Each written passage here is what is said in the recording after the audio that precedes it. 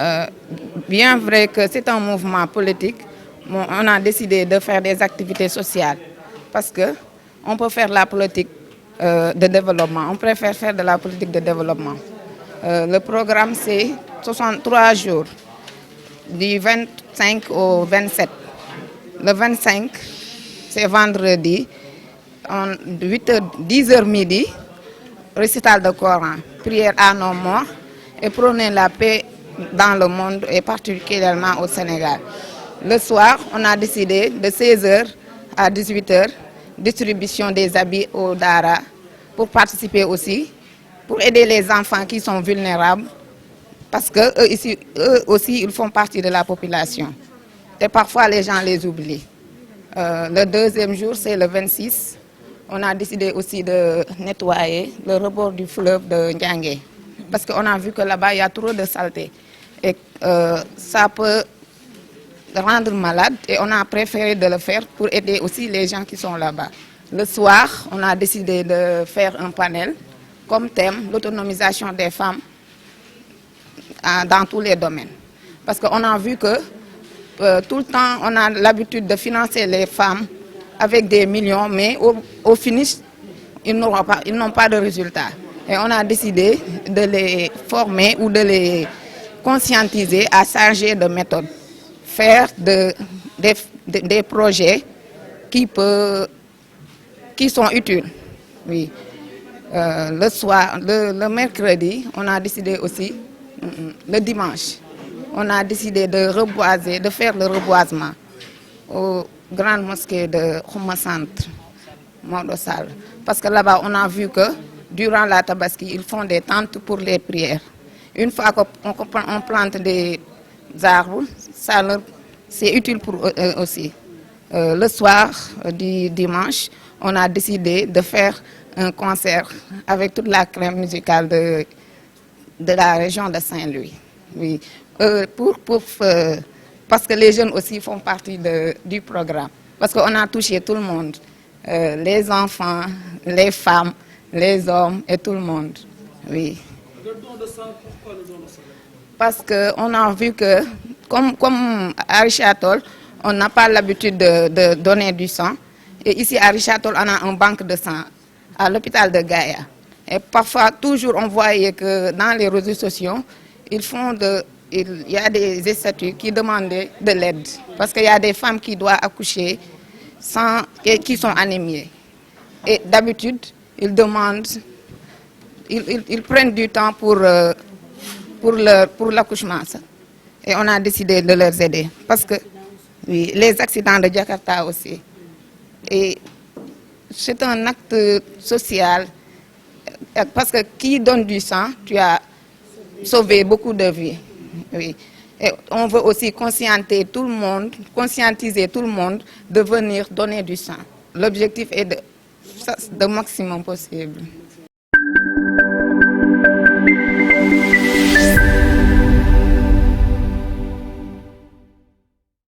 Les tigresses du docteur Amadou Mame Diop ont décidé de faire 3 jours d'activité. Vendredi, samedi et dimanche. Vendredi, nous avons décidé de faire récital de Coran pour ñaanal ñi way dawlo yi ñaanal Sénégal jàmm ñaanal suñu président Amadou Mame Diop docteur Amadou Mame Diop yàlla may ko gudd fan parce que jàpp na ci programme bi à 100%. lépp moo ko def waaw te ñun moom rek moo tax ñuy liggéey lu mu bëgg ci la ñuy dox lu mu bëgguñu ko avec toutes les tigresses ànd ci ak madame Maman Ndeye Diop madame le maire l'honorable ak délégation bu mu àndal maire Fayel Sarr bàjjenu gox ak ñëpp daal ñu mu àndal mënuma lim nuyu ñëpp waaw di me remercier les femmes travailleurs de la CCS si ñetti fan yi premier jour bi dañuy def wàccee kaamil muy tey te def nañ ko machallah ça s'était bien passé nit ñi ñëw nañu ñaan nañu le tamet don de sang bi tamet si la parce que les activités passaient en même temps mooy don de sang bi ak récital de Coran bi waaw ngoon si don de sang bi parce que maye deret parce que dañoo gis hôpital bi chaque jour dañuy gis ci statut yi ñuy laajte deret jigéen day war a wasin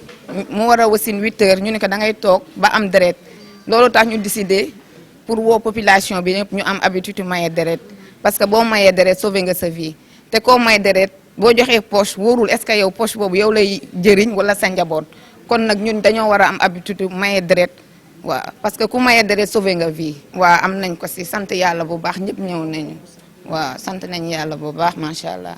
activité yeneen jours yi suba dinañu def dinañ jëmbat garab dinañ def set setal si rebooru njàng kii fleuve Njànge bi si suba si ngoon si dinañ def panel mooy autonomisation des femmes dans tous les domaines waaw sargalaale docteur Amadou Mame Diop madame le maire ak abouli ak conseillère yëpp waaw tous les anciens macha allah le dimanche dinañ def don de reboisement si xuma centre ànd si ak ASC yi ak ñëpp ak eaux et forêts ak toute la jeunesse ci ngoon si ñu tëjee ko ak concert de rap le vendredi am na don d'habillement le soir waaw parce que taalibe yi aussi si la ñu bokk waaw léegi comme vendredi dafay xat torop dañ koy bàyyi ba dimanche ñu def ko waaw dimanche entre 13h et 16h incha allah bu ko defee bu ñu demee si daara yi ñu fekk fa ñëpp ñu toog waaw.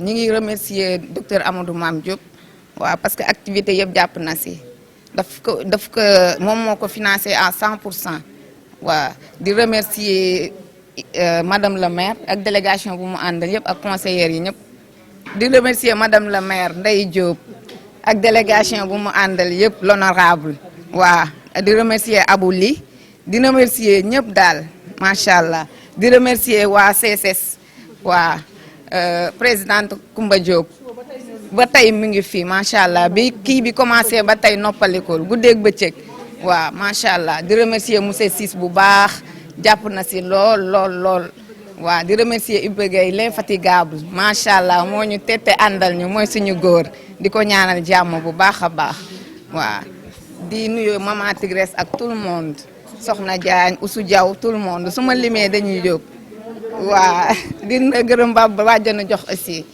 macha allah.